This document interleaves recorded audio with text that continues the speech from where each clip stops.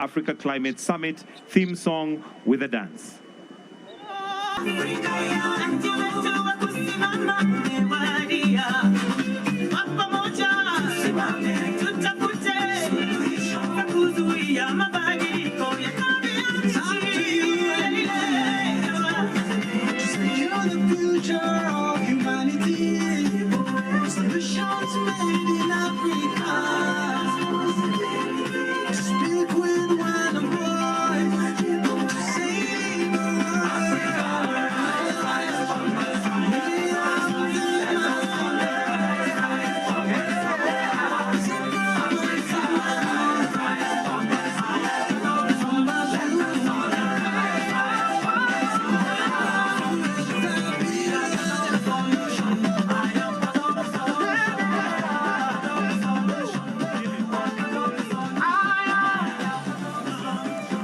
Thank you, thank you.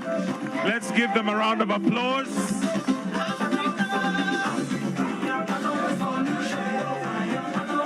Thank you.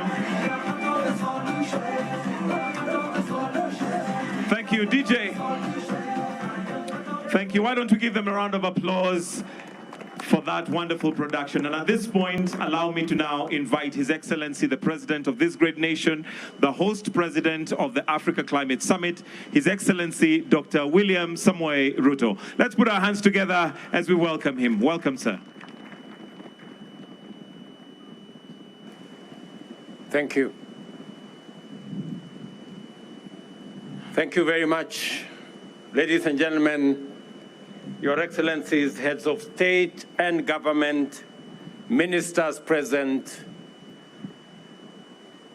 distinguished participants, delegates, the people of the great city of Nairobi and Kenya, good afternoon. Hamjambo? Jambo? I'm not hearing it clearly. Jambo?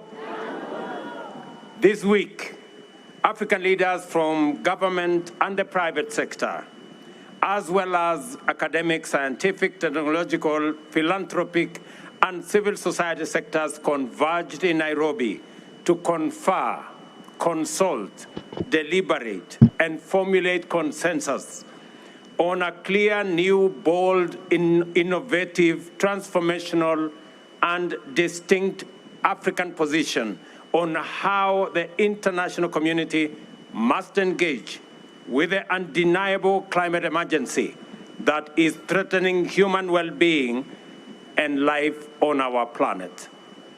The Africa Climate Summit is both a demonstration of the unwavering collective commitment of the people of Africa to their vision to make humanity's first home here in Africa, a land of abundant potential, limitless opportunity, and the possibility of shared prosperity.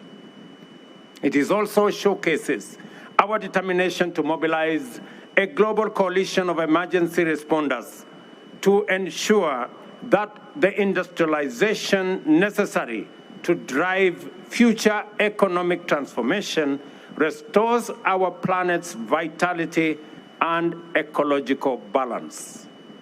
At the summit, our shared understanding became clear that Africa is not only the cradle of humanity, it is indeed the future, and that we are the last frontier of untapped potential in the form of hundreds of millions of young men and women who are educated, skilled, motivated, innovative, ready and willing to drive the enterprises and industries that will unlock the possibilities promised by our immense endowments of natural assets, mineral resources, and green energy potential in order to unleash opportunities and prosperity for Africa and the world on an unprecedented scale. At the summit, we also made it clear that we are aware of the unjust configuration of multilateral institutional frameworks that perpetually place African nations on the back foot through costly financing, which plunge our economies into debt trap and deny them resources needed to mitigate and adapt in response to climate change, invest in energy transition, and facilitate industrialization to create jobs and wealth, and to reduce inequality. As a continent, we have developed our common position, which encapsulates our ambition for socio-economic transformation and our climate action agenda. This position is anchored on the potential that Africa holds to decarbonize the global economy and set the stage for green industrialization throughout the world. We demand a fair playing ground for our countries to access the investment needed to unlock the potential and translate it into opportunities. We further demand a just multilateral development finance architecture to liberate our economies from odious debt and onerous barriers to necessary financial resources. We are clear in our minds and hearts that the international community must walk with us in this journey into a future of prosperity and security in an ecologically balanced, thriving planet. We are therefore determined to have difficult conversations, take hard decisions, and make uncomfortable changes to set international consensus on an Afrocentric and globally inclusive path into an African future. On a continent as young as Africa, it is impossible to imagine the future without the youth. Our young men and women in every African country are the primary stakeholders who will define and drive our agenda for green transformation and sustainable opportunities. Our message will not be clear if the voice of the youth is missing. Our efforts to achieve prosperity will not succeed if there are no opportunities for the youth. And our journey will be long and hard and in vain if the youth are not coming with us. Let the declaration of our commitment to act in unison and deliver our aspirations go forth in the firm, clear voice of a united Africa from Nairobi today, and tell the world about Africa's youth potential, opportunity, and its capacity to actualize a world of possibility. We understand that possibility, opportunity, potential, and youth all point to the future. That is why Africa is the continent of the future, because we are a young continent, green and futuristic. Thank you very much. May God bless you, and may God bless Africa. Let me now take this opportunity, ladies and gentlemen, to introduce my colleagues, the men and women who patiently have waited for this final moment for us to endorse the Nairobi Declaration that sets the path for not just Africa to develop solutions for Africa's challenges, but to develop solutions for global problems. We are very confident that going into the future, starting from Nairobi to New York to UAE, our message will be clear, our message will be forthright, and our message will be firm. Let me introduce my good brother, the Africa Union Commission Chairman, Musa Faki. Pigeni makofi jameni.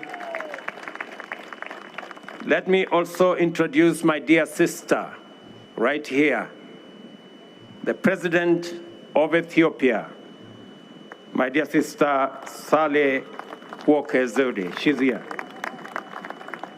Let me also introduce my brother, who just joined us last evening, the President of Chad, Idris Deby Itno. Thank you very much, my brother, and welcome to Nairobi. Let me also introduce my brother from Sierra Leone has just left. Let me introduce my elder brother, the President of Djibouti, the one and only Mzee Omar. Tupige makofi jameni. Thank you very much, Mzee, for standing in, being with us all the while. Your advice has been phenomenal. Let me also introduce the old man in a hat, the President of South Sudan, President Salva Kiir Mayardit. Thank you very much, Mzee. I know you have taken time with your advice, patiently nudging us on until the final full stop was put in the declaration. Asante sana. Let me also introduce in our midst a great revolutionary, a great leader who knows Nairobi, Naivasha, Nakuru, Eldoret and Lamu and all the other places. President Isaias Afwerki, the President of Eritrea. Welcome, Your Excellency. We don't take for granted that you're here to append your signature to this great declaration as we march forward in unity as the people of this continent. Let me also introduce my good brother Sama, the Prime Minister of DRC. Pigeni makofi jameni. Thank you very much, my friend. I know you were very keen as we discussed what to do with our natural carbon sinks. And your contribution in making sure that it is reflected appropriately in our declaration is greatly appreciated. Let me also thank my brother Nangolo, the Vice President of Namibia. Pigeni makofi. Thank you very much. And the Vice President, my dear sister, the Vice President of Angola. Pigeni makofi. Thank you very much. And of course, our sister Patricia Scotland, our Secretary General of the Commonwealth. Pigeni makofi. Thank you very much. And of course, the grandfather of Africa, Baba Olusegun Obasanjo. He was right here to make sure that we never try to do the wrong thing. Thank you very much, Mzee. And you have supervised us all the way.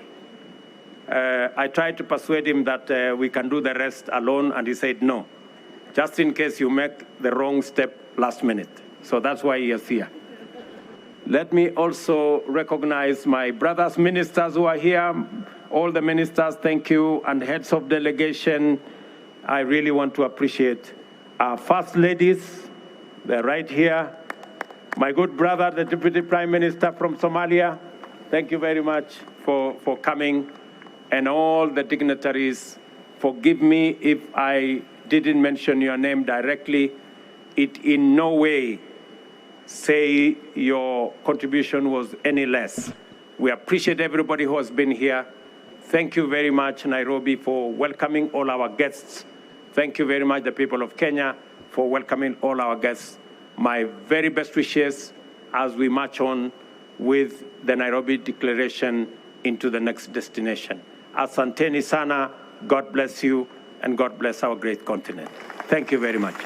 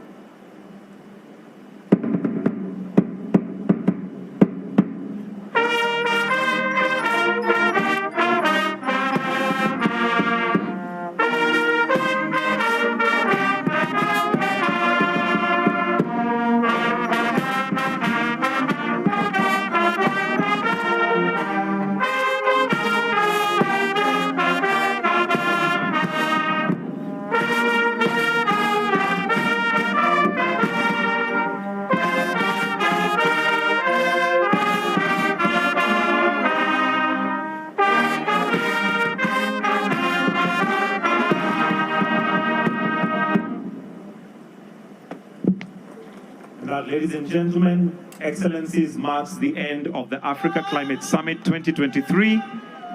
Have yourselves a good afternoon. God bless. Take care of yourselves and each other.